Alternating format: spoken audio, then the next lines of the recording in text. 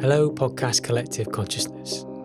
I hope all is well in your world. This is the Reconsider Simon podcast.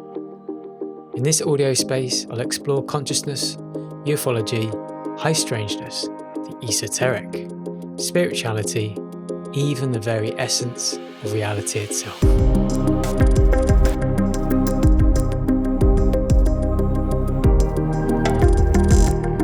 Episode number 3. UFO communities and disclosure. Hello, greetings one and all. This is the Reconsider Simon podcast. Well, today going to go very cosmic. I'm going to be looking to all areas of ufology. Just from a personal point of view, my own experiences of the subject, how it's influenced me spiritually, but then also how I perceive the various different layers of strata, different sub communities and sections of ufology. It's very broad, very large, but it's my own personal opinion about how I view things.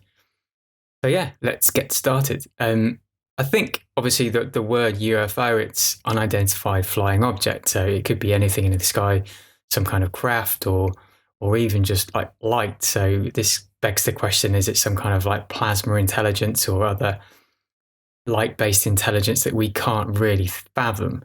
Or it could be extraterrestrial in nature, so it could be beings from distant galaxies or planets far, far away or quite close by. It could be interdimensional in nature, so there's that theory, obviously, where we're surrounded by various different dimensions, and if you were spiritually or technologically advanced, maybe as an entity or a being, you could slip between these different dimensions quite easily, and so it would be no issue you to kind of come into our reality, into our dimension, and just have a look around, see what's going on. But then there's the idea of ultra terrestrial, so beings that we cohabit this planet with, even though the mainstream may not acknowledge it, or there's a lot of mystery surrounding these subjects. Kind of, you can look into ideas of like Bigfoot or dogmen, or even quite ancient prophecies, such as from the Hopi Native Americans about the ant people who came out from various caves to kind of help them during various earth changes. So yeah, there's lots of sort of stories and evidence to do with other beings, crypto beings that we inhabit this planet with. You could also look at various intelligences as being, something we can't even fathom in terms of like how it interacts with our reality. It could be like intertime, so they could be certain intelligences could traverse various timelines and then live and inhabit that way. So it's really only bound by our own imaginations of understanding of our reality, of everything. There could be life existing all manner of strange and interesting places we don't really kind of understand. So there's that idea in terms of like, where is this activity kind of coming from, which I just briefly went through then. But then there's also how ufology and kind of the human-based perception of it, how that is kind of broken up. And, I'm there's a subject called exopolitics, which I sort of follow quite closely. You get geopolitics, which is obviously more of a geopolitical-based kind of academic subject, where you're studying governments, you're studying laws, you're studying countries, and it's that kind of interaction between all those things is what kind of geopolitics is. And so there was a new subject that was created called exopolitics, with a similar kind of ideas, looking at the day-to-day drama between interaction between humanity and potential beings of extraterrestrial life or other intelligences. And one of the main co-founders of this subject, I think, was probably Dr. Michael Salla. He was Australian by birth, but now lives in America, the US now. But he originally started as a geopolitical academic. And then through Dr. Stephen Greer's Disclosure Project, he had this like big awakening, and then started to perceive ideas of, maybe human interaction with, extraterrestrial intelligences, and created a whole new academic forum, which he named Exopolitics. And so I follow a lot of his work, and there are other people as well that kind of work in this way. Another area of ufology research I'm quite interested in as well is called exogenesis. And you have the mainstream opinion that as human beings, we evolved from chimps or monkeys or primates in some way. And that's, been our historical story. And that's never really kind of questioned. But there are some who follow this subject called exogenesis, where, they're looking at humanity's development and there's these huge jumps in intelligence, huge jumps in technological advancements and sophistication. Like, how is this happening? It just doesn't seem like a slow, consistent evolution. And they speculated actually, are other intelligences of, such as extraterrestrials, actually involved in humanity's evolution? And so that kind of covers the whole exogenesis subject, basically. Personally, I do have a lot of sympathy for the idea of exogenesis. At the moment, I question a lot of like mainstream orthodoxy on various scientific understandings, and I think exogenesis, really needs to be considered quite seriously. I think is a really interesting area of research. But that guy Bruce Fenton has definitely written some really good books surrounding this subject. And then moving from more research-based kind of ideas and approaches of ufology, which I've just broken down then, you can go into the more kind of spiritual, more woo-woo areas. Ideas of reincarnation, and you might hear, terms such as starseed, and it's that idea of obviously reincarnation happening on this planet. So souls kind of reincarnating and learning lessons, etc. But there's also a wider galactic web of souls that are kind of coming in. So you would have people here that would have had lives on other planets or other kind of realities that we don't quite understand. And they volunteered to come here on purpose to help, raise the consciousness of humanity to try elevate everyone. And again, this is an area that I sort of follow quite closely. For some kind of, I will guess, what you would describe as nuts and bolts researchers, people discount this sort of stuff as being kind of spiritual fluff and not really worthy of research.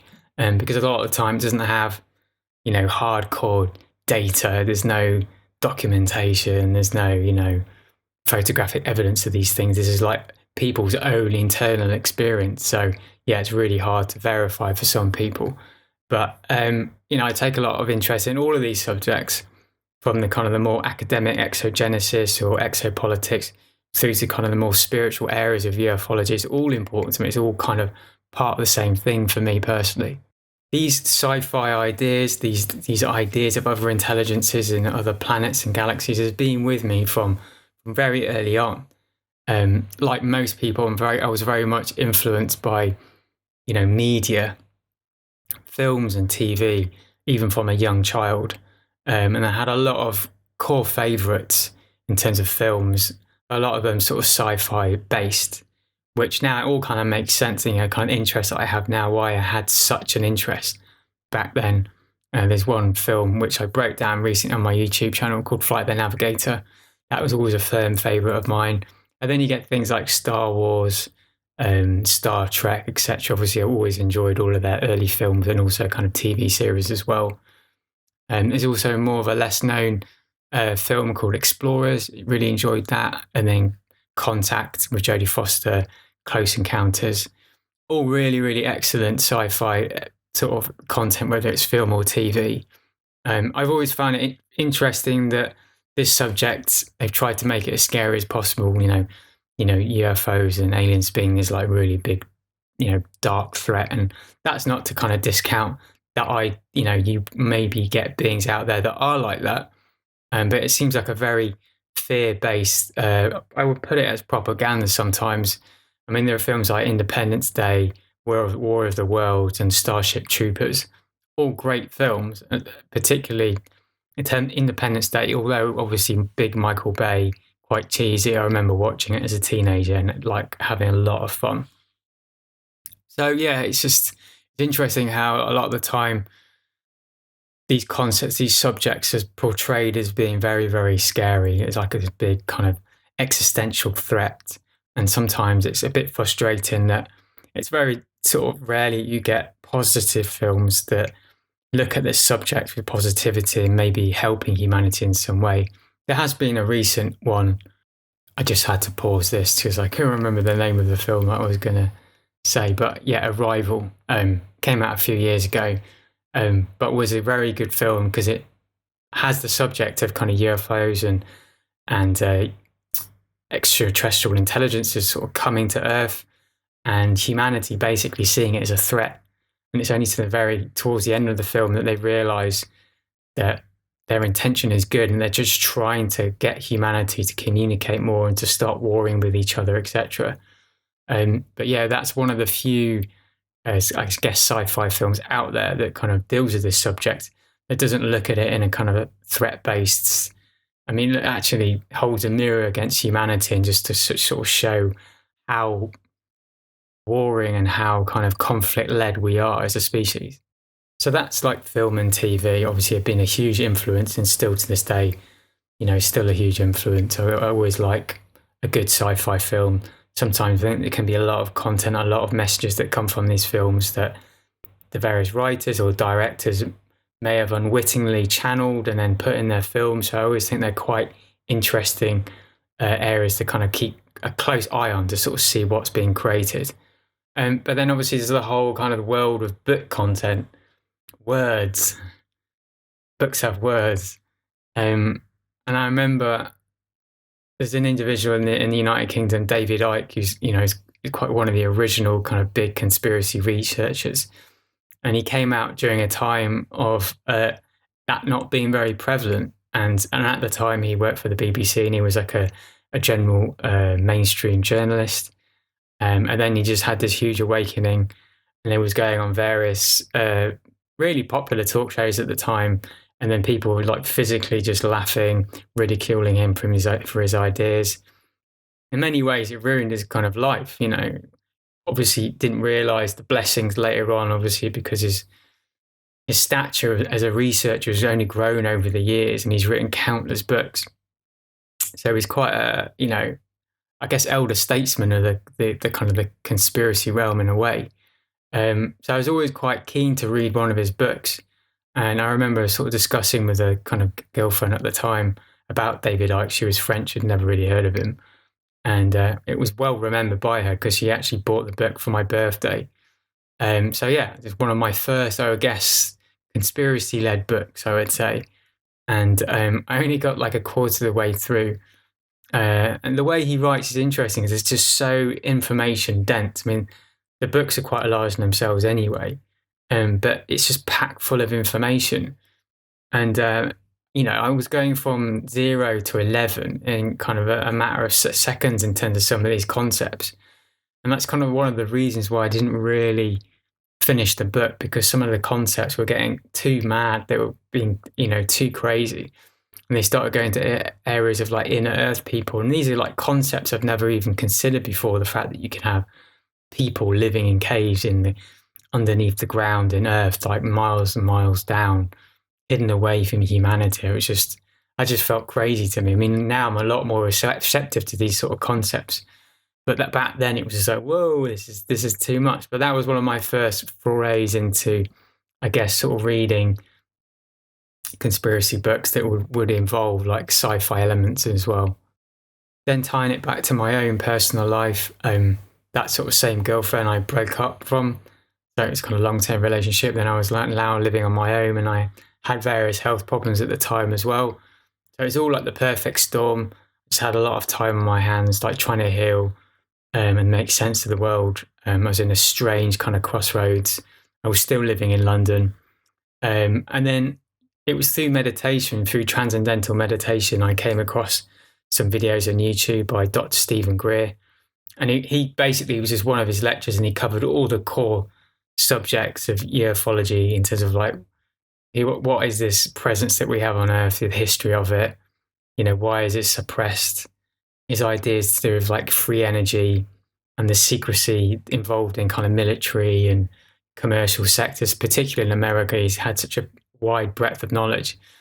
And it was just this huge moment of awakening for me. I always kind of remember this particular day, like watching this video, because it kind of covered all the core topics. And that really just sent me down the rabbit hole. And I always found it fascinating how it was it all happened in conjunction with the meditation and the kind of the ramping up for me what was happening inside spiritually. It was also altering my perception of the world as well. And I was coming across all this like strange and fascinating information. And I resonated so much with it. And I was so excited when I was learning about all this stuff. Because before I'd always had a thirst for knowledge and I was always searching for stuff, but it was always, I was finding books that were kind of quite mainstream and I was never really puncturing that kind of layer, going into the more esoteric areas. So yeah, this kind of denotes that moment where that all changed for me, in terms of like the research and the books that I started writing, all complete paradigm shift. And then you start stumbling across more and more esoteric based research. A lot of people may be triggered, don't like these sort of people, but I was always quite a big avid reader of David Wilcock, still do read a lot of his content, not as much as I used to. And at the time he was sort of known as an author and wrote various kind of big long articles on his websites. And he then had a show on a sort of streaming service called Gaia TV, which still runs at the moment, which originally started as like a yoga sort of teaching course essentially online, and then expanded into other areas to do with like esoteric subjects and ufology and other areas of spirituality. He had his own show on Gaia. It was called Cosmic Disclosure. He had two, but one of them was called Cosmic Disclosure. And the idea was to sort of break down the subject of ufology, idea of the secret space program. And a lot of it was centered around Corey Goode, who again, it now is a quite controversial individual. But yeah, he claims to have had a lifetime in secret space programs. And yeah, so a lot of the kind of shows are structured around this narrative of Corey Goode memories of him being in his secret space program for like 20, 40 years and all his memories and his information that kind of came from that. So a lot of the content, in terms of books and researchers and stuff that I was reading online, a lot of it is USA based. There's so much content coming from the America. I think like a lot because of that. It's because a lot of the activity, is happening in America. They have a lot of deep underground military bases where they're kind of messing around with some of these technologies. And then also, I think it's such a hotbed of activity. That's why so much of this content kind of comes from America. So it became a point of reference that I really want to go to America and just have my own experience with UFOs, etc. Go to one of these large conferences. I'd never really been to a UFO conference before. And that's what inspired me then to go to Contact in the Desert for the very first time, which at the time was set up in like an outdoor kind of spiritual center, yoga center near Joshua Tree. So I traveled all the way over there for the very first time and had some like amazing experiences. Leading up to that, I'd read some of Wilcock's books, and there's one called The Source Field Investigations, which just covered a general lot of like esoteric scientific subjects. It wasn't just ufology, so it's a real broad spectrum of like suppressed science and suppressed history, and it's really fascinating. The journey I had with some of this information was, I was starting from the very beginning. I didn't really know anything at all, and as you read more, like my belief system and my outlook of like how big this subject is just got deeper and more down the rabbit hole. And so I do take a lot of in terms of like ideas to do with the secret space programs and breakaway civilizations. This is the idea that humanity has had access to this technology. They've reverse engineered various craft, or they've been given technology by certain intelligences. So we have certain sections of humanity have access to technology we can't even fathom. And so there's this idea that we've already populated the solar system and beyond. Places like Mars and the Moon, we already have bases there. So we have this like parallel civilization which we don't have access to. So I'm very much sold on that idea. And one of the first credible witnesses is a guy called Gary McKinnon, who's British. He was a hacker, but he was very involved in computers, I think, as a job. And he had an interest in UFOs, but then also free energy. So the idea energy being suppressed from humanity, which would allow us essentially to power our homes for free. We could have a particular box in our home, which will just create power from the ether. Like every small kind of centimeter or millimeter of the air surrounding you is just full of energy. And it's just a question of having the right technology to kind of draw that energy out. So he was interested in topics to do with like free energy, but then UFOs. And so he was very driven to potentially hack military-based computers in America to try and garner more information. And what he found is that it was actually really incredibly easy for him to access some of these databases, some of these computers. They had really zero kind of protection. And he claims at the time that he was able to view imagery of UFOs, but then also UFOs stored in hangars, but then also information to do with like what he called were off-world officers and a program called Solar Warden, which is a secret space program terminology. So unfortunately, he took no screenshots, so it's all kind of based on his trust. But the American government and the military went after him so rapidly. It does kind of show you that he actually did maybe stumble across some like true information. And then he was actually set up for extradition to America, and it was a prime minister at the time, Theresa May. She blocked it, which I thought was quite unusual. I thought he was going to be sent to America because obviously he'd seen so much. But yeah, kudos to her. She managed to kind of block the extradition, so he still kind of remains in the United Kingdom. But yeah, it kind of ties into a lot of Corey Goode's testimony because he talks about Solar Warden, and this is where again there's no real hardcore evidence, there's no documentation, there's no photographs to kind of back up any of these claims. So it's kind of all based on trust that these people are kind of coming forward talking about these amazing stories, and then you can kind of corroborate whether they're telling the truth or not. It's all a bit of a grey area. And so I mean, some of the Corey Goode's ideas in terms of like he was taken in the space program as a child in what's called the 20 and back. And so you're spending 20 years, maybe on Mars or a spacecraft in the solar system, doing various jobs. And after your time comes to an end, your age regressed, and in time, then you're sent back to the moment before you left, essentially, to start this program. So it's very strange, hard to kind of get your head around. And then what happens, that individual then will just spend the rest of their life as if nothing has happened on Earth. They'll become whatever they are, a dentist, a teacher. But some of them have found that later on in life, because a lot of the minds were wiped, they were put memory blocks, so they couldn't remember any of these experiences. That some people, including Corey Goode, like later on in life, start to have memory recall, and they start to remember these amazing experiences, and then start to delve more and more deeply into these ideas, and then that's where there's a kind of whole other life unraveled before their eyes and before their mind. And at the time when I was at first hearing all this, I was really wide-eyed and just believed everything. Now I'm a little bit more cagey, I'm a bit more careful. I definitely believe there is a secret space program, and I think there's some really credible witnesses. But all the stories, I don't get too attached to some of the information. I'm more and more careful. There's been a lot of controversy with Corey Goode recently. But I still absorb a lot of his content. I listen to what he has to say, definitely. And again, it was not just his own experience at that particular time in various programs on what are called Solar Warden. But he claims to have connections with higher dimensional beings. At the time, it was the ones called the Blue Avians, and they looked like essentially like a humanoid bird. So they had arms and legs, but they had kind of the facial features of a bird. They had feather-like kind of covering over their body. And these were, he proposed that they were higher dimensional beings that were here to kind of help steer humanity spiritually through these kind of various earth changes we're going to be experiencing in the coming decades.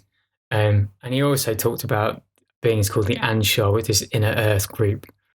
A lot of the topics I'm discussing here, obviously very deep down the rabbit hole, quite out there, a lot of woo-woo. And this can cause huge schisms within the UFO community. Because there are people that sort of traditionally take this research-based approach where it's all to do with documents, it's to do with photographs, it's to do with eyewitness accounts. And so for them, this type of information is such a stretch. And so it caused a lot of infighting because some of these people are basically talking about these concepts and yeah, it just ruffles a lot of feathers. And like I said, I'm not immune to that now. I'm a little bit more cagey about some of these concepts. In Corey Good, I always totally believe what he was saying. I was sold on it. And but something that happened recently where he was involved in a court case, and one of the videos during their deposition was actually leaked online, and it showed kind of Corey Good sort of claiming that his narrative, things that he spoke about, was just a story. It was his intellectual property. And so he was kind of framing it like, no, it wasn't true. It was just a story that I made up. And so a lot of people said, oh, he has to say that because he's in a mainstream court. And it was just to kind of play the system.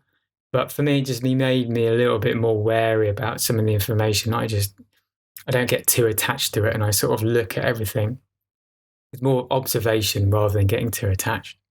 One of the larger sort of situations that can occur that I've noticed is, because obviously I've followed this subject for a few years now, it's just the amount of infighting, and then you'll get the growth of these kind of movements, and then the whole thing just kind of implodes, and there's just loads of infighting and people, backstabbing each other in kind of public, and that just seems to constantly happen. And it's not just like ufology; it's loads of other sectors that I've noticed in the alternative media. This seems to happen, and is that happening just due to ego, or is there something more at play here? Is it some kind of human-based manipulation? So people going in there with the explicit purpose to try and break up these movements, or is it happening something behind the veil? Are entities actually kind of creating this schism, creating this infighting, and influencing that? Again, to kind of keep humanity down, to stop them kind of ascending. I think personally it's probably a little bit of both. I think there are disinformation agents out there. There are people placed within the community, or there are people who try and infiltrate these groups, try and pull it apart. But I think there's also kind of entities within the astral or other areas that we can't really fathom that are potentially trying to influence people to kind of create this disharmony. So, groups kind of break up, and it's all to kind of prevent humanity, moving forward and consciously, and also creating what are limited hangouts as well, in terms of like certain individuals only disseminating a certain amount of truth. So it's very surface level and not actually going to the core of some of these subjects. So yeah, there's a lot of limited hangouts as well, like where you're not actually getting the full truth. This infighting, this implosion, it may not obviously be like this sophisticated sting operation created by some CIA or other intelligence agency. It could be just egoic. It could be someone's ego. You get a lot of researchers, they gather this momentum and following, and they just believe everything that comes out of their mouth is absolute truth. And if there's anyone out there that's saying something different or has a different narrative, then obviously they're disinformation. And again, that kind of creates disharmony. It creates this kind of disintegration of the community. But there also the element that some of these people in these positions, whether they're a researcher or an experiencer, it's also quite possible that they've been programmed. They've been essentially brainwashed, psychologically manipulated, and they're controlled. So their stories could be seeded. They'll completely believe them when they're talking.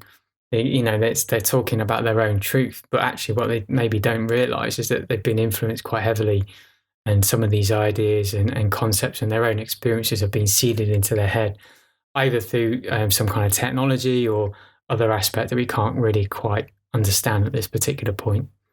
So it can be all very confusing, as people saying different things, and there's infighting, and there's people that don't like each other, and there's just a lot of drama. It's like a soap opera, which, I find boring. I don't like it. Sometimes I do get carried away in it. Sometimes it's interesting as a human to kind of follow up and watch closely some of these dramas that unfold. But it doesn't help anyone, does it really?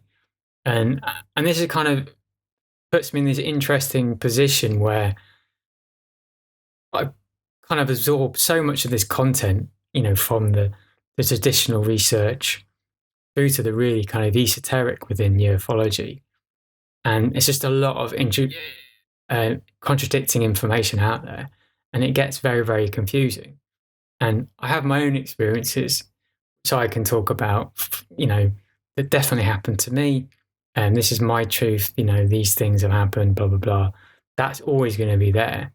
But obviously there's a lot of trust involved in kind of absorbing some of this content from other people. Because again, there's all these things that are going on. You don't know whether they've been manipulated. You don't know whether they're lying. It's just all of these kind of variables to kind of contend with. And so now I'm more of an observer. So like I mentioned, I try not to get too attached to the information. I just generally try and watch or read a wide variety of information, and then just kind of sit with it and don't become too attached to it. There was a guy I was watching a while ago, and he was talking about the original meaning of the word skeptic from a sort of modern point of view. Now, when you're skeptical, it's like, you discount it. So it could be a new concept or aspect of information, and you're like, no, that's true. That's a conspiracy theory. And anything new, you just generally discount. I would say that's like the modern understanding what people think of being skeptical. But actually, the original version of that meaning of the word came from Greece, obviously. And the skeptics, it was all about withholding your opinion. It was not coming to conclusions. It was not discounting stuff or attaching yourself to it.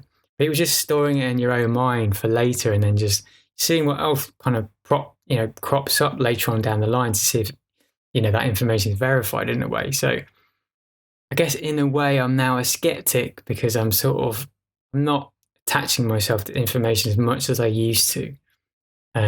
So now I'm just more of an observer, try to be more of an observer and not get too attached to things. A good question to ask is where is all this information coming from? What's the breakdown, the makeup of ufology and the types of people that are discussing this types of concepts and research? And again, I've mentioned you have the core researchers. So it's all about documents, photos, testimonies, particularly if it comes from authority figures like military or police. They're always seen as more credible for some reason. I don't know why, but people discount because they're a member of Joe Public, their experience isn't valid. I kind of get the thinking in a way, but I just don't think you should sort of discount normal people's experiences because there's so much out there to explore and to read about. Some fantastic information. It doesn't always just have to come through military channels. And at the moment, there's a huge push in the mainstream talking about this sort of content, and it's very much based around the military. It gives us this kudos of being serious because it's involved in the military. But I think it should be broadened out. So everyone should be involved. And then you have what are called whistleblowers, which within the standard sort of geopolitical sense, people who blow the whistle, who they'll say, oh, this corruption's going on, these secrets are happening, you have to know about. There's also whistleblowers in terms of ufology and the suppression of technology and ideas to do with extraterrestrials and interdimensionals. And whistleblowers could obviously be based in the military, army, navy, could be governmental, more civilian-based astronauts like NASA. I would actually argue NASA is not really civilian-based, but been a lot of astronauts who have kind of come out and sort of said, yeah, I've had experiences, I've seen stuff when I was in space. And some of them being very vocal about that. So yeah, they would be the kind of the whistleblower. A lot of it is dominated within the US because there seems to be so much activity there. But yeah, and then going deeper down the rabbit hole, I started to talk about ideas of the secret space program.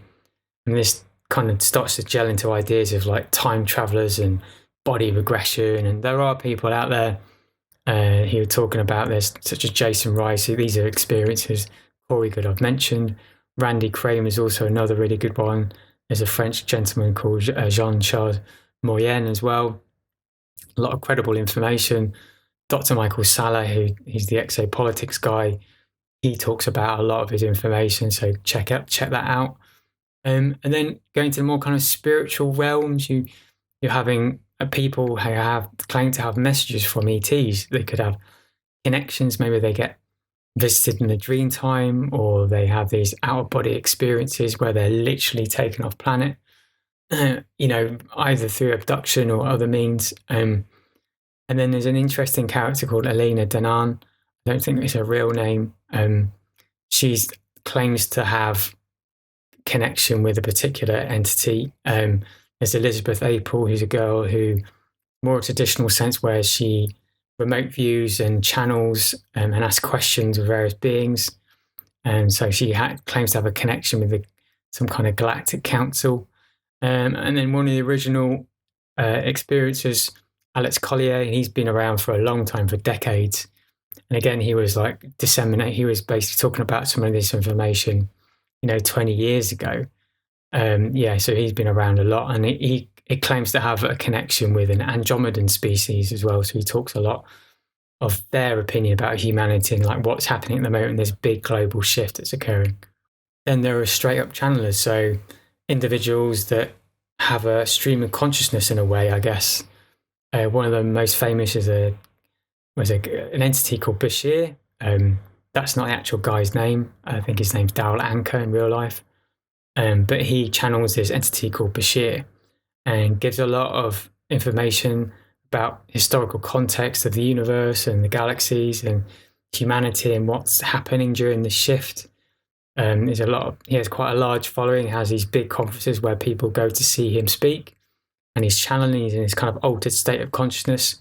And Darren Anker claims that Bashir is actually him in the future. So he's like essentially channeling his like future self in some way. There's also a lady called Abraham Hicks. That's the name of the entity she channels. And there's that, there are people obviously channel information. So it's kind of a live event where people ask questions and the channeled entity kind of responds back to the question. And there's a lot of kind of content out there that was channeled material, such as The Law of One, which is a really interesting series of books. And it was an entity called Ra that came through this lady. And again, it went through a lot of galactic kind of historical information to do with like humanity. And again, with the spiritual shift that we're going through at the moment as well. So on the more nuts and bolts side, like I mentioned earlier, there was a huge new movement. As you've noticed, there's a lot of information in the mainstream, particularly in the US, to do with the subject. And from my personal point of view, I think it all stems from an organization that was started by Tom DeLonge, who was, the singer of Blink-182, the punk band, had a lifelong interest in UFOs, and then just randomly, just with a group of ex-CIA and other kind of scientists, set up this organization to the Stars Academy. And it just sort of seemed to, although that organization, I think, has sort of disbanded a lot, people moved away from it. Louis Alexandro, he's quite a popular speaker now on the circuit, sort of doing interviews and stuff. He's sort of pushing this subject quite a lot. And David Grush as well is another name that keeps being repeated in the media quite a lot. But one of my gripes with this new wave of research is that it's framing it as a threat. It's like it's talked in very militaristic terms, military spending. And it's just interesting, like, why all of a sudden, after about 70 to 80 years of suppression, now you're talking about it. Like, what's changed? So I'm very, very wary about this new movement. I mean, in many ways, it's really positive. But there's something about it I'm very wary of, like why it's unfolding now. And like I mentioned, the whole idea of being this big military threat, that kind of worries me quite massively. But on the positive, it's created a lot of traction on this subject. I mean, it's now been openly discussed in US Congress as committees. They're talking about this information. It is quite sanitized, and so from my point of view, because I'm so deep down the rabbit hole with some of this information, it's just so surface level. It's quite frustrating, but I guess it's a start. It's a start. It will be an uphill struggle because people have been programmed to be convinced that the idea extraterrestrials are other lives other than humanity is such a wild idea. If it's ever mentioned, then you're kind of crazy. So it's a big hurdle to sort of try and get humanity, our species, up to kind of some of these concepts. And people are very stubborn as well. I mean, even if there's a paradigm shift where you have scientists and figures of authority talking about this subject quite openly and truthfully, a lot of people have been programmed for so long, they're still going to be turning away from this information, just sort of discount it. So there's a lot of work that needs to be done, kind of getting people orientated with some of these ideas and concepts. But this isn't the first time one of these initiatives have been released to the public. There's been a few other opportunities. I mentioned before, Dr. Stephen Greer created the Disclosure Project, and he was a former emergency room doctor, got involved in this subject, and he managed to amass around about 400 military intelligence and corporate witnesses discussing their experiences to do with suppressed technology, the UFO question. He had around about 120 hours of taped video testimonies, and a lot of them you can see in his YouTube. Really fascinating stuff. But yeah, it surrounded like suppression of exotic propulsion technologies, suppression of energy, crash retrievals, architecture on the moon, and this whole event occurred in Washington DC, so it was the heart of government for America, the National Press Club in 2001, and it was televised. And it was also kind of covered by a lot of mainstream outlets as well. One of them was the BBC, I vaguely remember as well, kind of covered this. But this whole event inspired as a whole, even though it maybe didn't kind of break the paradigm and change and shift the whole of the general public's consciousness on this subject. It definitely inspired a whole generation of researchers. Like I mentioned, Dr. Michael Salla, he was inspired by this event. David Wilcock talks about this event as well as being very pivotal in his own research and journey as well. So it was quite an important moment. There are countless researchers out there, discussing this type of information. Some of the larger American ones would be Richard Dolan, Linda Moulton Howe, in the UK, Nick Pope, who I guess kind of is a researcher, but more of he's had connections with the military and intelligence agency within the UK and adheres to his Official Secrets Act. So he's a strange guy, but yeah, still interesting to kind of listen to. But I mean, there's researching going all over the world. There's a whole researchers within the kind of Spanish communities. There's Jaime Muson in South America. He's quite a large, famous one that I know of. But I guess, depending on what language you're used to, there must be researchers in other areas as well. So it's happening worldwide, people kind of researching the subject, without a doubt. On the more spiritual side, some things I suggest maybe you look into. Ashiana Dean, I don't think it's a real name, but I first came across her via Project Camelot. It's Kerry Cassidy's channel, where she interviews a lot of whistleblowers and to do with conspiracy, but ufology and sort of some spiritual stuff as well, and kind of alternative healing. But yeah, she interviewed Ashiana Dean a long time ago, and she wrote a various books called The Voyager Materials. There's 1 and 2. She claims that it's not channeled material. There's a different process she gets this information from. She claims channeled material can't be trusted because a lot of the time you don't know the entity that the individual is actually channeling and whether they're tricksters and giving humanity incorrect information. But I mean, I read 2 of her books and it's really dense information, really complex. And it's like, when I read it, I was like, whoa, doesn't feel like it comes from a human mind at all. It's just because the information is so dense, it's so deep. It's quite a hard read in some areas, but it gives a really immense spectrum of historical information to do with galactic history. Like humanity is really, really complex. But she has these downloads of very geometrical information. She ends up drawing these quite complex geometric kind of shapes which tallies a lot with the information she has as well. So it's deeply spiritual information. And there are quite a lot of her lectures online. Weirdly, they keep being taken down by YouTube. But yeah, there's a lot of her content online if you can kind of find it. Another guy I'm quite fond of is a gent called James Gilliand, and he has a ranch in America called the Isetti Ranch, which is based outside of Portland, near Mount Adams. It's like big mountain, and essentially he has this ranch. It's very sort of rural location, very pretty area. I travelled there myself on one of my kind of pilgrimages to America. But it's just a very high vibrational area, and there's lots of orbs going around. There's kind of claims that people see big folk there, and it's just on a nightly basis you can go out and watch the stars and just sort of see UFO activity as well. So you're kind of guaranteed to have an experience if you sort of go there as well. And this guy James Gideon, he has a kind of spiritual center which is kind of connected to the mountain and this UFO activity.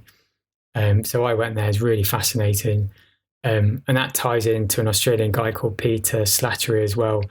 He now has his own ranch or kind of centre in Australia called the Jara Sanctuary back in Oz. Never been there, but I've read a few of his books, had a reading from him.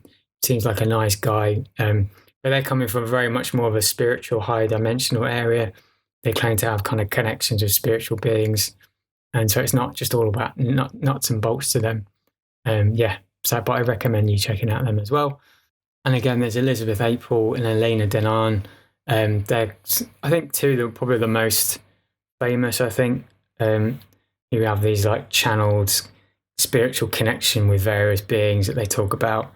And so some of their information can be quite interesting as well. Again, take it with a pinch of salt. Don't get too attached to information, but this is like a brief list of some of the more spiritual people you can kind of check out online and also read some of their books as well. The way I see it at the moment, the general landscape of these sort of concepts, it's a very slow boil unveiling. And from my point of view, I just want to know everything, so I'm impatient. But it just seems very slow rolling out of some of these concepts. And for me, it starts with To the Stars Academy and Tom DeLonge, and also Harold Puthoff, is also another one of these guys that are involved with this organisation, and he's famous for the kind of the remote viewing side of things, and Russell Targ and Jim Semian with Project Stargate. But they all tie, a lot of these individuals tie into this guy called Harry Reid, who's a senator in America, and he had an interest in UFOs and the suppression of this subject. And he was able to release $22 million of public funds to actually research what was going on. And a lot of this money was utilised by an individual called Robert Bigelow, who had his own aerospace company. And again, he had a lifelong interest in this subject and was able to set up an organisation called the Advanced Aerospace Threat Identification Program, which was run by Louis Alexander, who's obviously the guy I mentioned earlier. And he was, from the Pentagon. And this program ran for a few years, but eventually closed in 2012. He resigned from that position. Louis Alexander resigned from that position due to what he calls excessive suppression and secrecy. And he was eventually replaced by a successor to this program, kind of continued on. But he travelled on to fresher pastures. But that whole program was funded publicly. It's kind of ludicrous because they're rehashing the same information they did. Obviously, authorities within military applications or bigger corporations have done this research already. So it's kind of, again, rehashing the same sort of information, but at least they have evidence to show they are doing something. As this story unfolds, then this is when characters like David Fravor come into view. He was the sort of military pilot. He filmed what's been called a Tic Tac UFO. The video is shot through a gun camera, so it's like infrared, so it's a little bit it's all blurred. It's not kind of crystal clear imagery, but it was released globally by the mainstream via To the Stars Academy, essentially. So it was kind of really breaking the seal into the mainstream. So it was quite an important video that kind of went around the globe. And again, a lot of the information that kind of came from these organizations that were like looking into these concepts using public money, a lot of it was organized again by Bigelow Aerospace, Robert Bigelow. And he sort of made his fortune essentially building habitable, expanding space stations, which are potentially going to be used internationally on the space station, and then potential if to sort of traditional space programs are going to places like the moon and Mars, that they're able to use some of the technology created by Bigelow Aerospace. And apparently it was his original dream as a child, Bruce, was for him to become rich so he could specifically research UFOs and also the afterlife. So that was his core main function in life, was to become rich so he could look into these areas. So obviously he was able to achieve that. So overall, he's been funding UFO research, privately through his own payment for about 30 years. He even eventually bought an area called Skinwalker Ranch, and that's an area essentially with a lot of high strangeness. It's an abandoned farm that the family that lived there couldn't live there because there was too much poltergeist activity, strange sort of cryptid beings, werewolf-like sort of dogmen with red eyes. So they were just hounded off the property. And it's an area where potentially where the veil between realities is very thin, which is maybe why you get this bleed through of all these kind of beings and activities coming through. There's a lot of UFO sightings around there as well. And then Robert Bigelow bought that area and then specifically to research it, and he sent, scientists there to try and gather information. Bigelow is also interested in the afterlife, and he offered $1 million if there's any scientist that can kind of prove the concept of the afterlife. So he's interested in very esoteric areas and quite an interesting character. Other programs that were set up to explore these areas. Famous one is Project Blue Book, which started in March 1952 and went on till December 1969 from Wright-Patterson Air Force Base. It was their actual eventual conclusion that it didn't really yield any scientific discoveries, which I find mind-blowing. But there was even an earlier program to this called Project Sign, which ended in 1947, and it was all set up because of the increase of UFO activity around World War II. And that tends to happen when there's a warring activity going on. For some reason, UFO activity goes up. And this is where you get stories of what's called Foo Fighters. Pilots were seeing lights in the sky. The American pilots were called them Foo Fighters. Obviously, that's where the band got their name from. But interestingly, Project Sign's final conclusion is that these UFOs were not Russian. They weren't from any other country. And they were probably extraterrestrial in nature. So it completely contradicts the final conclusion that Project Blue Book had. The recent congressional hearings that happened occurred on the 26th of July 2023 and involved Ryan Graves, who's a former F-18 pilot. And he talked about how pilots would regularly see what they call UAPs quite frequently. They'd also just quite casually talk about it in military briefings as well. It wasn't a taboo subject. It was just something they were dealing with on a day-to-day basis. The same hearing was David Fravor. He's the Tic Tac UFO guy, again filmed through an infrared gun camera. And then David Grush, who's this new guy on the scene. He's a former intelligence whistleblower, and he left because he was tired of the secrecy surrounding the subject. He was talking to various people on some of these special access projects. He was disseminating a lot of information in terms of like crash retrieval, suppressed technology, and just knowing about this subject. So he's kind of come forward and has become the poster child for this whole movement at the moment.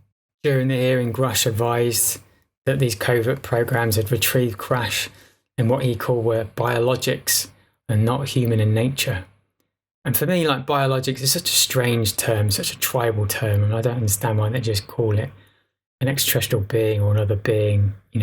Why does it have to be biologics? But there you go. It makes it sound scientific and important, I guess. But he's being largely quite well received, this guy. He's a good communicator. Even some of the researchers I watch quite closely, Michael Salla, Richard Dolan were actually kind of quite surprised during this hearing how much information was talked about, especially, the retrieval of biologics, as they called it. But all of them said it's still not enough. It's still such a limited hangout. And there's that kind of worry that it is, with very militaristic terms, it's this big threat kind of lens. There are many out there that want hard proof, because obviously a lot of these stories coming from these individuals is all verbal information. So there's no verification of sort of documents or photographic evidence, etc. Which is quite difficult, apparently, because it's all contained within special access projects. So it's against the law for members of the public to have access to any of this information. So yeah, it's just a weird quandary, them talking about this information but not able to sort of give people evidence. There has been an overall shift in the UFO consciousness. The fact that the mainstream, mainly in the US, it's more in the news cycle.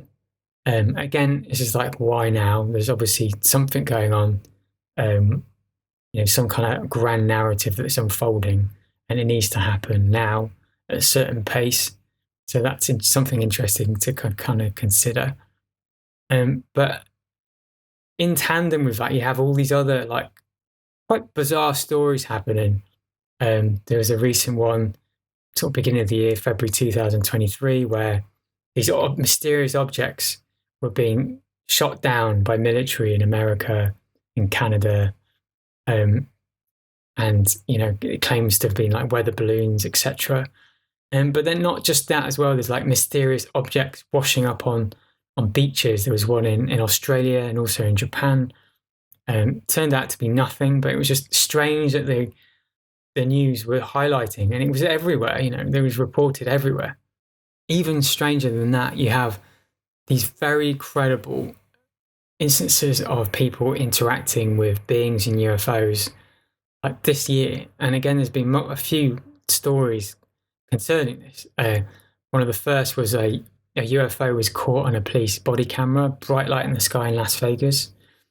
And then shortly after that, a family reported, interacting and being confronted by 10 feet tall beings in the back of their house. And this is only in June of this year. So you have that interaction. And then recently, around about August this year, 2023, in Peru, deep in the jungle in rural areas, there's reports in the mainstream by Peruvian news, and they were very seriously reporting this, that villagers were being attacked by these alien beings, these tall beings that were on some kind of floating technology that floated around the jungle. And they were impervious to bullets, so they couldn't be killed or injured. And the villagers were going after them because these beings tried to abduct a teenager. Thankfully, she managed to escape, although she was injured. But there's a lot of oral history in these areas of interactions like this. And they've actually got a name. I don't know what it is in Spanish, but it's called the face peelers. And there is a quite horrific video of body being uncovered, and basically the whole face is kind of being peeled off. This story wasn't really covered that much in the Western media part, very, very sort of slightly. But in Peru at the time, it was taken quite seriously. But then the narrative sort of changed a bit. And then the media were claiming that no, these were rogue gold miners, and they were on jetpacks. And just a lot of elements of the story just don't add up, because obviously it kind of completely goes against what the villagers were saying. Jetpacks are very, very noisy things. These beings were floating on sort of technology that was pretty much silent, apparently. And plus they were 10 feet tall. So, from the villagers' point of view, I don't think, obviously, weren't human at all. These types of stories just keep on coming. There's another one that's been widely reported, even in the UK here as well, involving two mummified small alien-looking beings, and they look like the stereotypical aliens, or big head, big eyes, etc., except they're mummified. And these beings have been presented to the Mexican Congress, and there's very detailed X-rays, so it has like a real exoskeleton inside. And they were found in the Nazca lines in Peru. And a lot of these types of beings have been found there before. And this is all spearheaded by a researcher called Jaime Muson. And apparently at the moment they're waiting for DNA tests. But the mainstream are very much talking about and they're probably very closely related to humans. This has happened before, a number of years ago. I think about 2017. Gaia TV were involved. Again, Jaime Maussan were involved. And they uncovered these various mummified beings, again in Peru near the Nazca lines. Gaia TV followed the whole thing. They did all these X-rays and took DNA tests as well. But a lot of sort of scientists, so-called credible scientists, were saying, "Oh no, these are just mutations. These are human beings," But from my point of view, I mean, we're about 96% DNA-wise related to chimpanzees, so there's not much between us. I think we're kind of two separate species, and a banana, we're 60% similar to bananas. So the fact that these beings are humanoid-like, from my point of view, I think they would have quite similar DNA. But anyway, I mean, these stories have been sort of discounted in the media. But yeah, if you look at these kind of beings, such intricacy, they have these exoskeletons. So to fake it, if they did do that, would cost an awful lot of money doing it. And I think it was quoted like hundreds of thousands of dollars to kind of create these kind of beings. So yeah, fascinating to see how this story kind of unfolds. But it just goes to show, like, this year alone, just so much strange news stories are being released into the general public. It does beg the question, like, maybe this is what happens all the time. It's just a lot of the time it's just kind of suppressed. But for some sort of reason at the moment, that seal has been broken. And so this flow of information is now being allowed to kind of come out to sort of bring humanity to a certain level of education about, living on planet Earth and what is happening. In conclusion, unfortunately, all good things need to end. My personal point of view, I'm more connected again on the spiritual side of things, the consciousness side of UFOs. Very much informs my spirituality. I'm very much a believer now of the reincarnation cycle not being purely Earth-based, but stretching across a more of a galactic, maybe interdimensional way. And so, I'm pretty sure that I've had experiences on other planets and other realities as different beings, a whole myriad of different beings.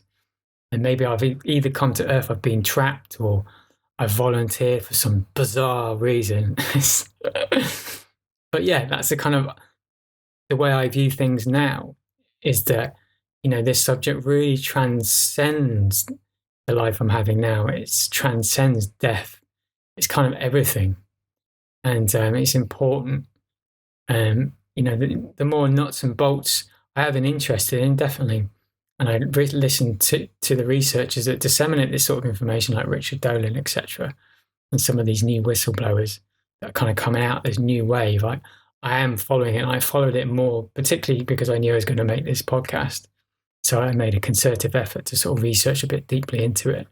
Whereas before I was really kind of surface level and understanding what was kind of going on, but not really deeply understanding exactly what was happening. But, like I mentioned, I have reservations about it being framed as this threat narrative, this military. It just feels like it's just creating another threat like terrorism, etc., where it gives an excuse for more money to be spent on building technologies of war, and creating fear and controlling the population through fear. Maybe I'm being too pessimistic, maybe it is the seed of something positive that's going to happen, but I'm very, very wary of this new disclosure rollout in some areas, definitely. There are others that have these same feelings as well. Some of them have described it as a CIA disclosure. And so in order to kind of claim the narrative to steer events and unfold events as disclosure happens, it's under their terms, it's under what they want humanity to know. If I was going to look at it positively, at least, the dam has broken. Information is now starting to come out. And maybe I'll be pleasantly surprised and things will work really, really positively. And it will start going a really nice direction. I don't know. But for me, like, this subject, it's kind of everything because it spans the whole human experience. It touches upon our origins, suppressed technology, the human experience, this interaction with this subject. It's so complex. It's dense and diverse, with loads of interlocking aspects to it. Such a broad landscape. It's quite unfathomable sometimes. But it's exciting. I'm picking it apart. It's such a big mystery, trying to work it all out. What I do wish is that maybe disclosure happens on a more grassroots level, that it comes from the people. And so it's not coming through these authority figures, these authority channels, Too much, I think we're looking at these these panels of experts to kind of tell us what we're supposed to believe. I think people, disclosures come from the people. That's my hope. Whether that will happen, I don't know. But I just think it needs to be more democratic. But anyway, thank you so much for joining me. I'm Reconsider Simon. You can catch me on my website, reconsidersimon.com. I'm on YouTube, also on Rumble, Odyssey, and BitChute. So please visit me there as well.